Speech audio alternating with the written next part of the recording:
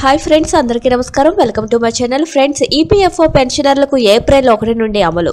వివరాలైతే వీడియోలో చెప్పడం జరిగింది వీడియోని మాత్రం పూర్తిగా చూడండి అప్పుడే మీకు పూర్తి సమాచారం అనేది తెలుస్తుంది అలాగే ఇప్పటివరకు మన ఛానల్ ఎవరైతే సబ్స్క్రైబ్ చేసుకోలేదో దయచేసి సబ్స్క్రైబ్ చేసుకోండి అదే విధంగా లైక్ చేయడం మాత్రం మర్చిపోకండి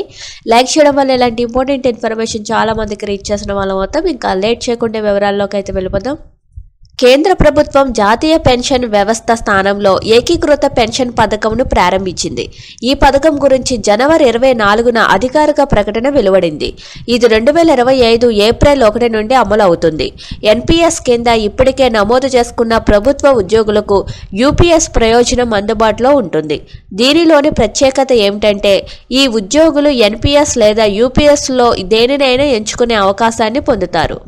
కేంద్ర ప్రభుత్వ ఏకీకృత పెన్షన్ పథకంకు ఆమోదం తెలిపింది ఈ పథకాన్ని కేంద్ర ప్రభుత్వం తన ప్రభుత్వ ఉద్యోగుల కోసం ప్రారంభించింది జాతీయ పెన్షన్ పథకం కింద ఏకీకృత పెన్షన్ పథకం ఎంపిక ఇవ్వబడుతుంది రాష్ట్ర ప్రభుత్వం కోరుకుంటే దానిని తన ఉద్యోగులకు కూడా అమలు చేయవచ్చని ప్రభుత్వం తెలిపింది పదవి విరమణ తర్వాత పెన్షన్ అందించడానికి ఈ పథకాన్ని తీసుకువచ్చారు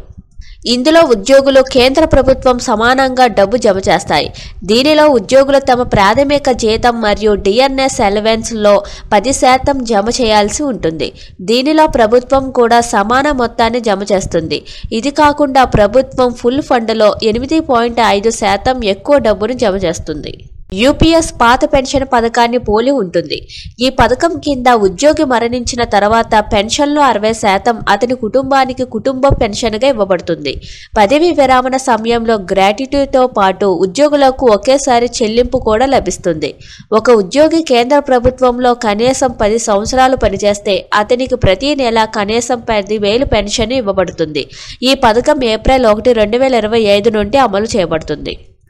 ఏకీకృత పెన్షన్ పథకం కింద 25 సంవత్సరాలకు పైగా పనిచేస్తున్న ఉద్యోగులకు పూర్తి పెన్షన్ ఇవ్వబడుతుంది పదవి విరమణ తర్వాత ప్రతి నెల సగం అంటే గత 12 నెలల సగటు జీతంలో 50% పెన్షన్గా ఇవ్వబడుతుంది అదే సమయంలో ఒక వ్యక్తి 25 సంవత్సరాల కన్నా తక్కువ కాలం పనిచేసినట్లయితే అతని పెన్షన్ తదనుగుణంగా నిర్ణయించబడుతుంది సరళంగా చెప్పాలంటే ఈ పథకం కింద పెన్షన్ పొందడానికి కనీసం 10 సంవత్సరాలు పనిచేయడం తప్పనిసరి Thank you for watching this video.